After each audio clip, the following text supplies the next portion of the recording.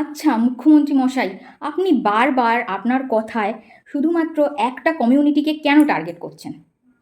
একটা কমিউনিটির ওপরেই আপনার যত ভাতাগুলো বাদ দিচ্ছেন। ঠিক আছে, করুন যেটা করুন। কিন্তু দেখুন, আপনি ভাতা দিচ্ছেন না, একটা কমিউনিটির ওপর আপনার রাগ প্রকাশ করছেন, সব বুঝলাম। কিন্তু আমরা চাইছি কমিউনিটি ভাতা বাদ দিয়ে আপনি কর্মসংস্থান করুন। আমরা চাকরি চাই, বুঝেছেন? আমরা ভালো শিক্ষা চাই, ভালো স্বাস্থ্য পরিষেবা চাই। এইগুলোর দিকে আপনি দেখুন। বিসির অবৈধ তালিকা বাতিল করে দিয়েছি, ইমাম মুয়াজ্জিম ভাতা বন্ধ করেছি, গোমাতার সম্মান রক্ষা করেছি। গরম হয়েছে কিন্তু তরোয়াল বের করতে দিইনি। কিছুদিনের মধ্যে ইউসিসি আসবে।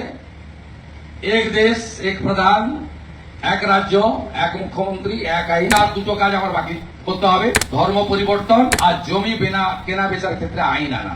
ভাতা বা কোনো কমিউনিটির ওপর রাগ এগুলো একটু সাইডে রাখুন। 100 দিন তো হয়ে গেছে। এবার একটু আমরা দেখি যে কটা চাকরির রিক্রুটমেন্ট বেরোলো, কটা চাকরির রেজাল্ট বেরোলো, সরকারি হাসপাতালগুলোর অবস্থা কী উন্নতি হলো, এইগুলো আমরা দেখতে চাইছি। ঠিক আছে? আপনি একটা কমিউনিটিকে নিচু করে আপনি চাইছেন যে অন্য কমিউনিটির সাপোর্ট পেতে, কিন্তু শিক্ষিত সমাজ কিন্তু সবই বুঝতে পারছে। তাই এটা আপনার কাছে রিকোয়েস্ট যে শিক্ষিত সমাজের জন্য কিছু করুন, ভবিষ্যতে আমাদের একটু ভালোভাবে থাকার ব্যবস্থা করুন। কিন্তু কিছু অন্ধভক্তরা কি বলবে দেখুন। আমরা ভোটটা দিয়েছিলাম নিজের ধর্ম রক্ষার জন্য, আমরা আজকে ধর্ম রক্ষা করতে পেরেছি, এর থেকে বেশি আমাদের আর কিছু চাই না। দেখুন এই অন্ধভক্তরা কি বলছে, ভাতার জন্য ভোট দেয়নি, শিক্ষা স্বাস্থ্য চাকরি কোনো কিছুর জন্য ওরা ভোট দেয়নি, কোনো উন্নয়ন ওদের লাগবে না, ওদের শুধু ধর্ম বাঁচালেই হবে।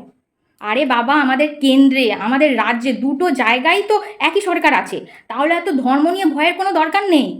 আমার এই ভিডিওটা করার একটাই উদ্দেশ্য যে আমাদের রাজ্যের একটু উন্নয়ন হোক, কর্মসংস্থান হোক, স্বাস্থ্যর দিক থেকে পরিষেবা আরও উন্নত করা হোক, হ্যাঁ, শিক্ষা ব্যবস্থা আরও ভালো করা হোক।